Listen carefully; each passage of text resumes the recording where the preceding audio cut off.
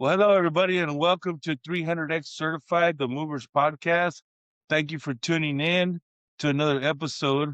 We're excited today to have a special guest, and I want to thank everybody for your continued support. I'm still getting used to the whole YouTube thing. I want you guys just to feel comfortable, but we want you to like, subscribe, do all that good stuff for us here.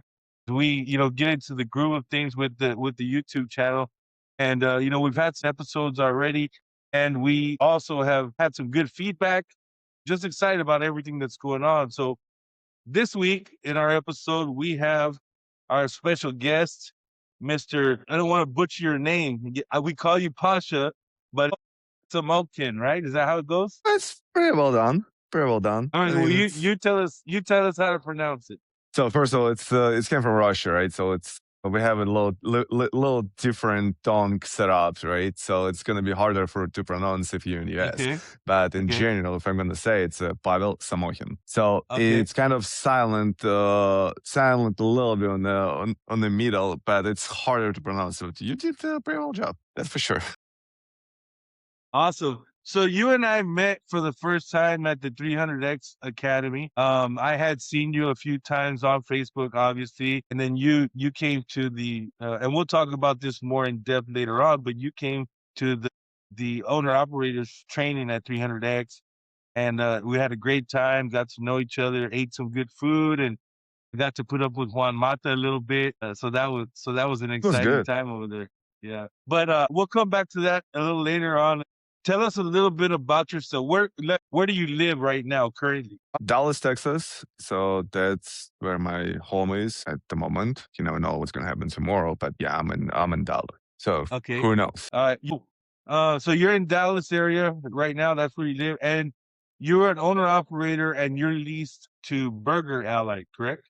Yes, I do operate for Allied Burger out of Minnesota. So it's St. Paul location, kind of headquarters. Awesome. And how long have you been in the industry? Oh, it's always kind of hard to say. I would say it's about 10 years. Usually, when somebody asks me, I'm saying too long. Yeah, it's around 10 years. Started in New York as a helper, and doing just kind of local in New York. And personal opinion, I believe like New York school is definitely one of the best to start. And end up doing a long distance for the company I used to work. It's Tampa Wind Storage. And one day I met a friend of mine now, Nelson. So I've met him on, I believe it was a pilot somewhere in North Carolina. So spoke, whatever, what are you doing, how it works. At the end of the day, everybody asking for the money questions because it's probably one of the most important. So Yeah. he kind of been pretty open to me, explain what he's doing, how he's doing. I said, yeah, it's interesting. Let's try to see if we can join. So yeah, give me a number. I called. So and end up to work in Berger. Nice. And you've been with Berger for how long now? I'm pretty much it's my third year. So it's like 2 full years, and yeah, it's like over a month, like two a month, something like this. So it's pretty much my third year. The exciting part about the episode and having you on as a guest is that you got the Driver of the Year award for 2025 for Berger. Is that correct? Yes, I have. It was kind of so. First of all, I got the driver of the month from the Allied, and it was. Don't want to lie. It was the season time. It was, I believe, it was August or July. So it's pretty much when everybody operates. So that's where it's kind of tough competition, especially in the season when it's peak and everybody running. It's not like, you get in the winter. This is still hard. No question. But when you get into that winter. So when I spoke with my dispatch, I said, I mean, why not? Why not to try to get the driver of the year? I mean, because you're never in competition by the end of the day to 12 people. So you have to be better out of 12. She said, yeah, I mean, we'll see what the kind of, because, you're asking questions, what requirements it's going to be, what you have to do, and nobody knows. It's like secret, I guess. So yeah, and we push it. And technically, yeah, in my second year, came driver of the year. Well, been doing as I've been doing all the time, so didn't change anything. It's just working at the end of the day. Seems like somebody noticed that. So it's exciting on one end, and on the second end, it kind of you already have your plank is kind of high, and you're just trying to figure out, hey, what's next? And I already asked the question: is it anyone being like 2 times driver of the year straight? So working on that. Yeah, so I know when you qualify for driver of the year type of stuff, your claims ratio has to be low. Obviously, your customer service surveys, those have to be high. Your safety scores, you can't be out of service. You can't have any log violations. And so that's pretty much the foundation of applying, to get an award, whether it's driver of the month or driver of the year. So it's not easy because you face a lot of challenges when you're out on the road, fatigue, and you're up against schedules, you're up against delivery schedules and load schedules and things like that. So it takes somebody with some management abilities to be able to get those kind of awards. On that note, congratulations for Appreciate that it. award. Appreciate it. And yeah, you're not a normal guy, right? I've met you a few times. Actually got to work with you, and you're very easygoing. You're not uptight about what you do, but you are a professional. I can attest to that. Getting to meet you at the training in California, and then also getting to work with you about a couple of months later down here in Texas. I know for a fact, being around you in such a short time, I can tell that you are a professional. You're good at what you do, and there's not a lot of guys out there can that I can say that are true professionals at the way they carry themselves. Some of them kind of burnt out and kind of lost that zeal, that professionalism. So again, another congratulations just on being professional, carrying yourself professionally, knowing how to deal with your customers. And again, I know I've known you a short time, but that much I have witnessed about you. So thanks for I mean, being that yeah, work example speak out for there. themselves. Yeah, that's how I would say by the end of the day, because you can say a lot of things about yourself, but it's how people looking at you by the end of the day. Correct. What they're gonna say about you. Absolutely. And hopefully you'll get 2 years in a row. A lot of We'll people don't try. understand, in a short time, being in a system like that, a lot of times it takes, drivers 8, 9, 10 years to become, to get an award, get along in the system. And for you to come in such a short time and to be able to accomplish driver of the year, that says a lot about, who you are and the way you run your business.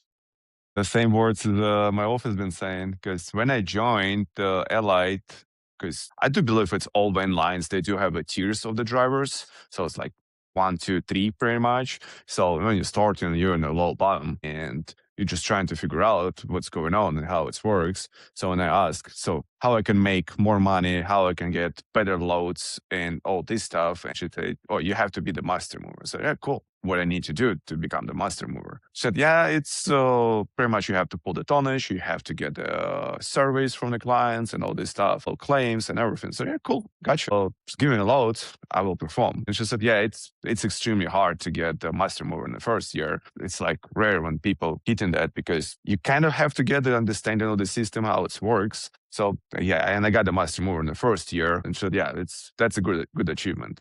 So it just that's the way I'm going. It's not like I'm competing against the people in general. I'm just trying to, pretty much trying to become the better person next day. So that's been all the time the main goal. And like I said, we'll see if it's possible to get 2 years in a row. I don't know. Maybe some political curve will show up because you cannot have it 2 years in a row. But we're definitely gonna try. You Yeah, cannot do that's it awesome. without my dispatcher and my guys who I'm hiring for sure. I'm not gonna say it's just me. That's I would say it's my steps. What's leading to that? That's awesome. So let me ask you a couple of questions. If you were to say, what kind of tonnage do you haul? Do you haul military? Do you haul national account? Do you haul COD? What's your preference and why? Don't really have a preference. My main concern when I'm getting the loads in general, of course, I'm my number one. I'm looking the revenue. It's no question asked. I do look at the revenue. For me, it doesn't matter if it's going to be military and it's pays reasonable.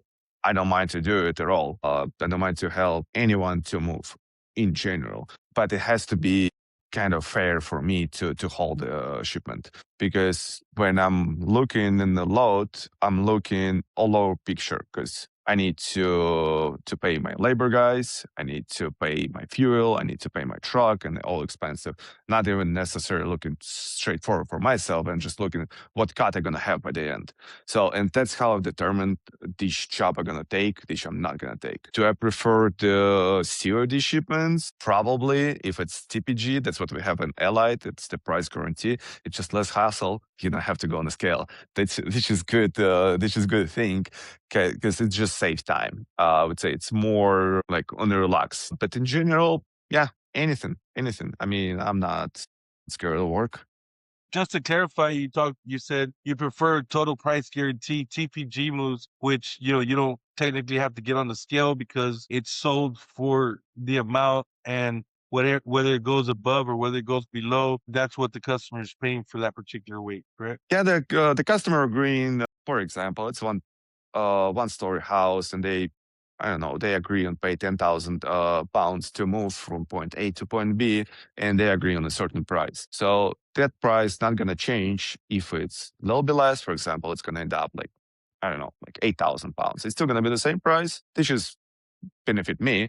It's gonna be more, of course, but we would have to challenge, that procedure. But usually, we do have a good guys who is working in the office, and they can kind of on the point, and you just don't have to think about like, because when you initially walk in, you're looking approximately, you're trying to size the shipment to figure out if it's going to be less or more. So it's just taking a little stress away, and also it helps to make a little better bond between me and the client, because I don't really have to stress out how he gonna feel if I would say, hey, unfortunately, you have more.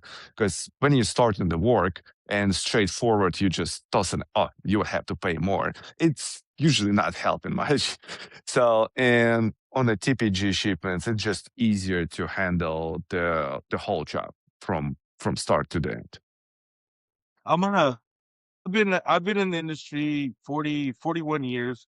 And a lot of times I tell people, hey, I'm going to be 55 next month. And I'm going back. A lot of times I go back and I talk to my 21-year-old self, right? And I have a conversation like, hey, this is what I would tell you. This is what I would tell myself at 21 years old. And a lot of times when we're that age, we don't listen. We think we know everything. And the one thing that I did know, that I did learn later on in life, that I didn't know a lot about business. I got taught how to pack, wrap, load, drive, deliver, but I didn't learn a lot about the numbers game. I didn't learn about a lot of business. So what I want to ask you is this. If a group of young drivers were coming to you, they said, hey, Pasha, give us some advice. How can we be successful? Give us some advice, some pointers, just from a driver perspective. In a minute, I'm going to ask you and give us some advice on how to handle help setting up labor. But right now, I just want to talk about being a driver, being an owner operator. What kind of advice would you lend to these guys? I mean, I do have kind of my rule, right? Which works for me. Uh, don't try to catch the best numbers in general, because by the end of the day, we're looking for the money. So I would say my number one, don't try to catch everything possible, because as soon as you try to accept every load on the board, you will, first of all, you will do some mistakes because you're going to run yourself. And by the end, you're going to lose in the short run and in the long run as well. So I'm looking more for the long run, because it's going to benefit your way better if you're going to choose wisely what you're taking. For example, you have the shipment, it's like full trailer load, like 30,000 pounds. It's great load because it's just one job. It's easy to set the labor, it's easy to deliver, easy to manage everything. But it's not really paying well. And for example, while you're driving, you got the breakdown in the truck. So when you go in the deep, and usually the money is number one reason why guys is going stressed out, because they're not putting themselves in a position, oh, something might gonna happen, and then they don't have that scratch on the notepad. So I need to think if tire gonna blow out. I need to think if engine gonna blow bad for. So just have to look forward what you're doing for. So if the risk is worth it. So as my friend Edward is saying is the squeeze is worth the juice. So if it's worth it, yeah, you're making a decision. So by the end of the day, decision you're making has to be on yourself, if it benefit you or not. So don't try to, I would say, to please everybody around. So you have to please yourself first. And because if you please, so it's just gonna spread around. It's gonna help more people by the end of the day. So that's, I would say, my advice. So do when you're looking at numbers, all right, I tell everybody all the time, every driver is different because your bills at home are different, your needs and your wants are different. So no driver can technically compare themselves to another driver. I can't compare myself to you. Yeah, We sure. can't compare ourselves, because all of us have different vision, we have different desires. But for you personally, when you're looking at numbers, do you look at how much you're going to make by the day, by the week? What are some of the things that you're looking at that helps you to decide this is a good load? So that's the thing. That's the corporation. We do work for corporation, and corporation in general have a good system. That's why they became the corporation. They don't want you to sit on one spot. They want you to roll as much as possible because we benefit in both. We're in a symbiosis, so we pretty much benefit in each other. So when I'm looking at the numbers, what I'm looking, how much the actual lot gonna pay me. I'm not really looking how many days because in my experience, days is usually short. I mean, the whole trip is usually short. Plus, my dispatcher is always trying to book something in between if it's possible. So I'm not rolling empty.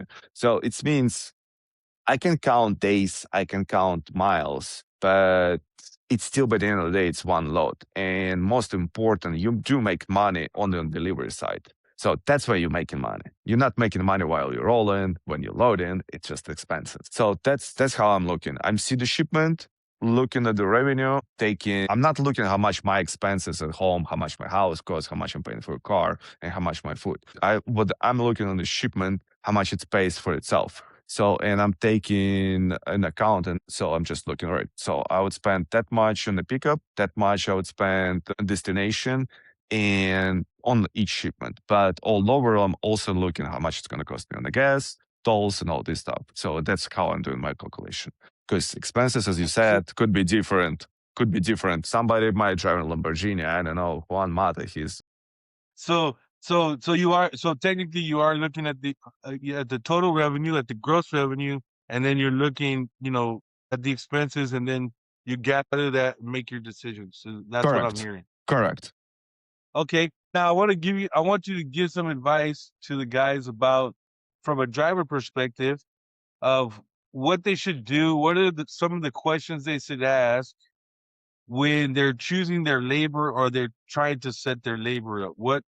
What is the expectation for you? Because obviously, and the reason I'm asking this is this: you are an award-winning driver. You're a driver of the year. You said it earlier. I wouldn't be able to get my words if it wasn't for the guys, the people that help me, my dispatchers and Indeed. my helpers, Indeed. right? So, so obviously you have to be picky at the guys that certain things, certain requirements. So what are the requirements that you have when you're looking for helpers? So I did start using the labor a long time ago, and when I've been working in a different company, and I already had some connections, and I seen how people working. So, and I'm usually trying to stick with the people who I work because it's just easier on the communication, easier on the work because we already know each other.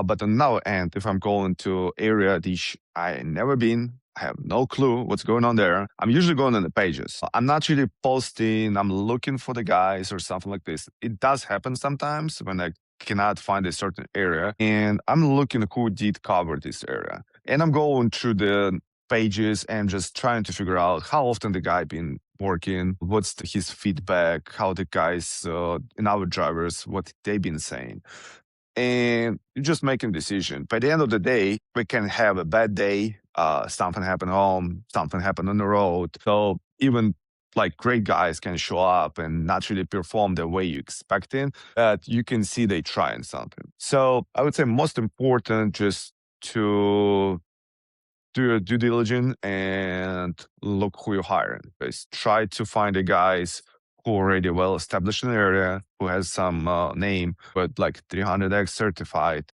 or certification on the pages, because every major groups in the Facebook, they do have some certain list, as they call it. So, and everybody who is requiring for a job, they have to put it list, not on the list. So, and usually does make your little peace of mind how to make the choose on your labor. It doesn't mean the guys who's not on the list they bad. But sometimes you just need that assurance. Yeah. So you're looking for references. You're looking for guys that have a track record, right? Yeah, correct. When you communicate with the guys, when you talk to the guys, what are some of the questions that you ask them? What is your conversation like with the crew leader that you're setting up? I would say, for example, when I did attend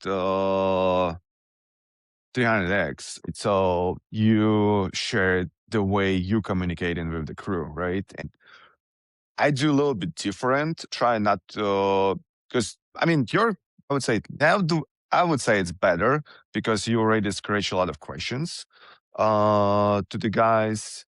In my head, it's a little bit, I was a little bit sloppy on one end, but it does work somehow. So I usually expect from people to be professional, right? So when you hire the guys, you expecting them to be professional, especially with well-established crew. They have to know what to do because I don't really want to teach people when I'm paying the money. I don't really want to teach anyone. So it has to be kind of opposite. So if I'm paying money, you might gonna teach me.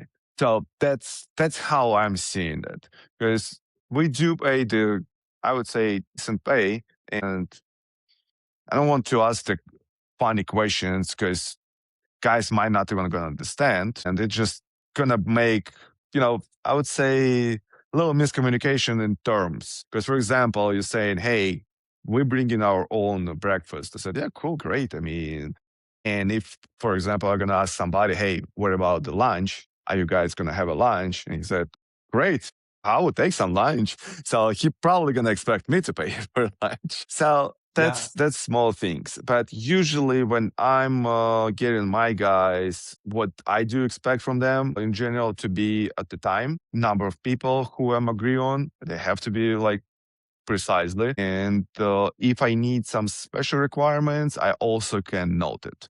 But usually I'm trying to show up on the shipment a little bit earlier to meet the guys at the residence and just to tell what we're doing. Cover protecting the house, we're in the carpet shields, runners, and all this stuff. So it's kind of just a little bit easier on my end because, like I said, in text and phone calls, something can be missed. But when I'm in front of you and telling you what to do, it's just easier. But everybody operates a little. Well, yeah, that's some great advice. Since you mentioned it, we'll go ahead and go into the segment about 300X. So we advertised about doing our first ever owner operators training 300X in California. You were one of the very first ones. You and Edward were one of the very first ones to sign up for that. And you guys came down. We were honored to have you. Obviously, we realized that you guys were not rookies when you got there. And that's very different than what we're used to because a lot of drivers, we get a lot of kickback like, hey, what are you going to teach me, right? And so they kind of take that posture and that impression. So I want to ask you first of all, and I'll break this up. What was it that attracted you to coming to the 300X training in California? I mean, I would say main reason was just to get known people, like in general, just connections. By the end of the day, it helps because more people you know, it's just easier to do the shipments by the end of the day because we have to get the job done, right? So to have people like in your small circuit, just to get more people, it's just easier in the long run. First of all, second, I mean, we don't know everything, right? So it's always something you're learning. Learn one small thing might gonna change a lot of the way you operate. And this is definitely going to benefit in the long run. So, because like I said, I'm never looking in the short terms to try and to see what's going to happen in the longer run. Small tiny things they definitely do change. Yeah. So, for example, So not long time ago, a friend of mine posted Facebook saying, "Damn, we just got in the house and it's no toilet paper," and I said, "Yeah, 300X." actually kind of taught me you better to carry some of you.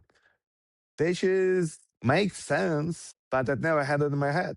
So, like I said, it's small things which definitely helps. And you just, why I didn't grab it with me. So I should have it. Yeah. And then now I Yeah, have a I small saw. bin with the things. I saw the other day somebody posted something about on Facebook about something having to needing some supplies for the bathroom, and you posted a picture of your tote with all the supplies, and I said, "Oh, that's a 300X thing," and you said, "Yep, exactly." So yeah, Yeah. I mean, so like I said, it's small things. By the end of the day, they do help for sure. Plus, like I said, it was a great time. It was a great time. You're yeah, meeting people, you're learning some small things, even some major things as well. I mean, I wasn't the like it wasn't my second day on the job, right? So I did some moves. I already knew some way how to perform the job. Whatever you teach was the same as I doing something you do in different way. It's just exchange on the knowledge, which helps to get just better. yeah, yeah, absolutely. So again, obviously, when you showed up, we realized you were not a rookie, you were not new to the game. You were kind enough to give us respect and not to be the guy. I already know that. I already know that. You know, you went through it, and your overall projection of the training, right? With the we did the classroom time, and then we had the Juan Mata time, right? It was the Juan Mata show, and so kind of Yeah, he overall, shined. just yeah, and kind of overall, what was your take of the time that you got to spend with Juan Mata doing some of his stuff? So that's hard for people to go into bit to understand when you're not presenting in some certain spot. For example, Edward does post a lot of videos on Facebook, and sorry for my French, but people giving him a shit for no reason. I mean, he trying to show he already. I mean, obviously, the classes wasn't for free, right? Which is reasonable. Knowledge should be paid because knowledge it means time. You spend some time to learn it, and now you're sharing it. This is obviously fine to be charged for. So, and Edward just posting some videos and trying to help people. Hey, look the way we're doing. Sometimes it's might gonna benefit you, and he's still receiving some bad comments saying, "Oh, I will do different." It's not a problem about doing it different. You guys don't know what's the setup. You don't know what's the behind it. You don't really understanding why he's doing certain way. So it makes sense to ask the question instead of just trying to say, "Oh, it's not the right way." You don't know why he's doing that. So instead, trying to explain, I would say, guys, you better to attend. So if you're attending, it's going to explain it himself because you see what's going on and you will make I would say, you can make your mind to see, yeah, he's doing that because he's trying to explain how the guys who not using the bands can use the tape, or the guys who have no special boxes, how they can make some special box, or why you load in the trailer that way or that way. But because it's kind of goes like out of 100% information, you get like small percentage. People not really understanding, and that's why I'm seeing this backlash is going on. Yeah, So all over experience is amazing. Personally, I did enjoy it. I enjoyed every minute I've been there. Even if I knew something, but still, it's good to hear from somebody else who had like good experience and he's saying, "Oh, I'm doing that way." It means you've been doing something right. I mean, at least couple people doing the same way. So just take it as a compliment, I would say. yeah. I was thinking of the same thoughts the other day. I wake up my day, I some quality time, kind of get into my morning prayer time, and then I start studying. Right, I study either something about the industry, I study something about leadership, and then before I get into my workday, I'll spend a few minutes, uploading if I can some videos or uploading some announcements, for 300X. But I noticed the other day, it just kind of stuck out to me, guys like Edward, guys like Juan, guys that are, there's some other guys in the country that post a bunch of good stuff.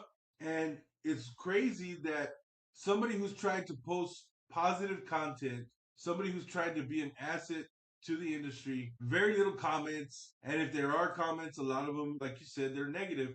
But the minute there's drama in the industry, it's like, man, you got 1,000 comments on the drama, right? As soon as somebody doesn't show up, or there's hundreds of comments that people chime in on as long as there's drama. But if there's something positive going on, it's like you barely get any response, right? And so I think that's a very Correct. sad situation. I'm very proud of what Edward does. I'm very, Juan Mata, some of these other guys that Brian Moran that are constantly posting and trying to bring positive into the industry, trying to educate the industry, trying to share some things that work for them. And so that's one of the reasons that we're doing the podcast, right? It's not because we just want to show off, it's I want to bring guys like you in, guys that have had, you've had okay, 10 years, right? That's great in the industry. But if you really look at it as an owner operator, you said you've only been at it 3 years. You've already gotten an award, Master Mover, Driver of the Year. It's fantastic. I mean, that's great because, like I said, there's a lot of guys in the industry that take a long time if they ever get any type of awards. And then they just get to the point to, I don't care about that stuff, right? And maybe they don't. Maybe that's real. But I think that's a real sign of not that they don't care. It's just like, I'll never get it. Somebody else is going to get it. And so, I really appreciate what you bring to the table. Like I said, you're fun to be around. Enjoyed our time together over there in Corona, in California. I'm always excited to be around Juan. He's always doing something new. I always learn something new when I'm around Juan, and it's a good time, and I love sharing my experience, sharing the things that add value to people. And like I said, you guys soaked it in like a sponge, shared some of the things that worked for you, which I'm always appreciative because like I tell people, I'm a student too. I want to learn. And so let's go back to a little bit about the crew leader stuff or crews. Let's just say you were a crew leader, right? Knowing what you know as a driver, you're a crew leader. What things do you think you would do as a crew leader to set your crew up to help drivers or to help the industry? What kind of advice would you Oof, oof. First of all, most important, have your own tools. That's for sure. That's the most important. give? So we're back on about crew leader. You said one of your first advice to the crews So would first of all, be you should have your own tools. We do have a good, really good guys in the movie industry. Really good guys. I can say that Bobby, I always mention his last name, Doyle, I believe. It's probably one of the best guy I ever worked in general. So the way he setting up the guys, and I would say I would take it from him. So what he said, if you're touching the driver's tools, you're out of the job. Because I'm not gonna say the guy is making millions or something like this, but it's still decent money. So and when you're professional, you should have your own tools, own your equipment. This just starts from like regular simple tools. I would say you're also supposed to have the dollies and runners and some small things like supplies is coming with the job. Why I'm saying that? Because as I know, in industry we do have a drivers who's not really prepared to do the moving. Because they just jump on opportunity, they heard we can make the crazy numbers over here, so let's jump on the job. But they come in with the drive ends, like regular drive end, no doors, no equipment, no ramps. So, but when you have it in your head, just he might gonna come without anything, and you already prepared, so you already have it, so you can perform the job. Why I'm saying that, because you can be crew leader, it can be somebody from the crew, and it's by the end of the day, it's your face. That's how you represented your crew. So you're gonna call this crew, and you want everybody be on the same page. Because if I'm calling somebody, any city, if it has that crew, I'm expecting same experience that you receive there. So, and for me as a crew leader, that would be number one. Second, you should have uniform. Doesn't matter. It doesn't have to be like precisely the when lines you're working with at the moment today. But if it's your crew, just have your own crew, t-shirts, jackets, just to have it to understand. Because we're coming to person who would never meet before. Yeah, I do come with the truck, but still, who the hell are those people? Prepared to have it. So everybody should have understanding like mover. As Edward once says, just say it simple, mover. It's already easier to identify who you are. And it's no shame in that to be a mover. I mean, I personally do enjoy the job. Not big fan of the driving, but job itself, love it. So that's One thing. Second, take care of yourself. Don't show up on the job if you had some, I don't know, party yesterday and you have a little smell. So you better to plan ahead, not accept the shipment job next day if you're planning something, because the way your crew represented, it also falls on the driver. So it's not just one guy showed up and he had a bad attitude or something, or he didn't take a shower, has no tools, but it also falls back on the driver. And from the driver, it falls back on the company. So by the end of the day, one guy can pretty much put the bad things on the entire company name. Because, for example, when you see the accident on the road and you see whatever the name of the company, you're not going to say the name of the driver who might did bad, but you're going to say the name of the company, and it's staying on the company. So a lot of guys don't really understand in that, but some they pretty understand it well. So like I said, the guys who I'm usually working, they're on point, on time. So you provoked something there. Let me ask you this: does your company require for your guys to have CID numbers? I never heard it as a requirement from the company. I might mistaken that because I didn't read the whole contract. It's too many pages, but it's in my head. It has to be. So because, like I said, I do take responsibility on the job. So that's on me who I'm hiring. So it means I don't really want to get the people who had a bad reputation, something like this, because we work with the property, we're working with the people. So you're trying to keep reasonable people at the job site. So, I mean, I get it. Sometimes people do make mistakes. So it's possible, but they still can get CIDs. So by the end of the day, you better to be clean to show up on the job in general, like clean as on the paper and clean as a smell. So let me ask you this. We'll start bringing this to a close.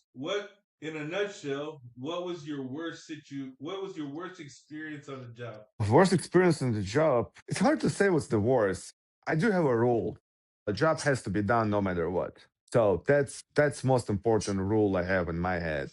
No matter how hard is it, no matter like what's obstacle you're gonna have, the job has to be done. So that's number one. And once, and it wasn't an Allied, it was in the previous company I worked. I did have 16,000 pounds shipment, and my labor didn't show up. So and I have to move 16,000 pounds by myself. I done it. Yeah, don't get me wrong. It's probably not the wisest thing way to do, but it was middle of nowhere. Guys didn't show up. Not I should reschedule it to get the our guys, but in my head that also. But if then I'm gonna show up tomorrow, what they're gonna do? So I decide, yeah, whatever. If it's gonna take me 2 days to deliver it, I'll deliver in 2 days. That was kind of interesting, for sure. Was a great experience.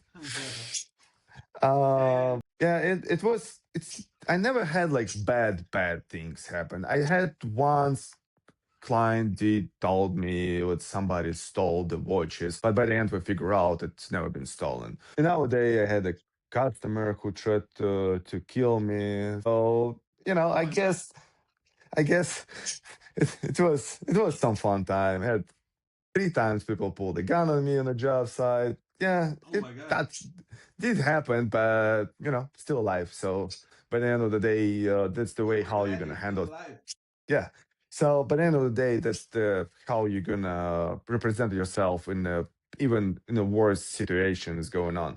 So if you panic and try to bury your head underneath, yeah, it's never gonna help you. So instead, for example, on a job, sometimes I'm hearing, oh, third party, and it sounds like some guys get spoiled because the third party doing some job. And I came from company who've been working in New York, and it's private company, right? So we don't have a third party. I was the person who is doing third party, and I never even asked, oh, is it third party or not. You're just doing it. So instead complaining, you're just doing it. So like I said, most important rule: job has to be done. Can be hard, yes, but sometimes it can be easy. Sometimes it can take you 1 hour and you're free for the whole day, or it can be 12 hours. You never know. You never know what you're coming to. So, like, what was your best experience that you can remember? Best experience, it was definitely out of New York when I moved. It was extremely rich people. It's so my best experience. It was talking around the moving is a privilege for sure because you can see meet a lot of different people, right? And once I've been working in New York local, and it's probably one of the best experience I had. Guy, they a little bit rich, so let's go that way. They had an island in Rhode Island, and it's like people do live on island, so it's kind of little village there. And we got on the ferry, did deliver there. He jumped on the helicopter and went back to the city and said, oh, "Guys, unfortunate, it's not going to be the ferry back to the mainland. So you can stay in my house." So he just let us sit in his house overnight. So that's the way some people do trust you. So and that was interesting for sure. And it was a bar nearby. I believe it was the name of the bar was Poor People or something like this. Yeah, it just was hilarious. He said, "Just go there. They're gonna feed you whatever you want to." That's crazy experience for sure. But all overall, it's a lot of a lot of experience you have. It's all the experiences. It's good in general. It's the way you're gonna look at that because even bad experience still can be good. So the way you're gonna look at that, if you're gonna reflect on that, just take it as a blessing, and that's it. That's awesome, man. I'm really glad we got to do this. I'm glad you made the time. I'm really honored that you made the time to do this interview, and people can get to. It's always a good time, to spend with drivers and people in the industry. I'm gonna ask you two questions, and then we'll close this out. Go The ahead. best advice you've ever received in business. I wouldn't say advice. That was observation, I would say. Its advice was by the life itself. I've been working as a helper and I saw how my foreman, what he been doing, right? And one day, I wouldn't say strong arm, but he asked the customer for a little bit more tips, right? So, and somehow the company figure out what he did it. I mean, obviously customers say it to the company and we sit home for two weeks. And that's actually changed a lot of my perspective, right? I said, yeah, good. So you better not to ask nobody for anything. So if you have your policy, just follow the policy.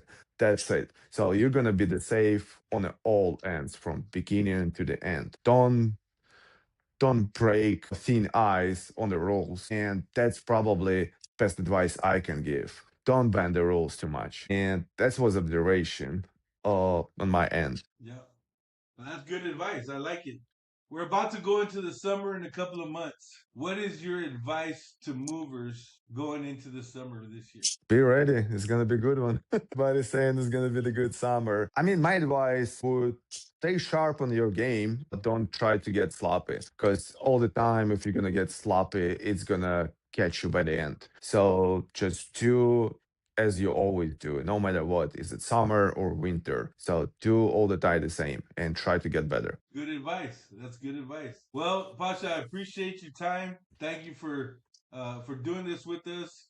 Appreciate you coming on. Congratulations on Driver of the Year for 2025, and just keep doing what you're doing and get better every day. Sure, it was a pleasure. Thank you. Thank you for having me. Yes, sir.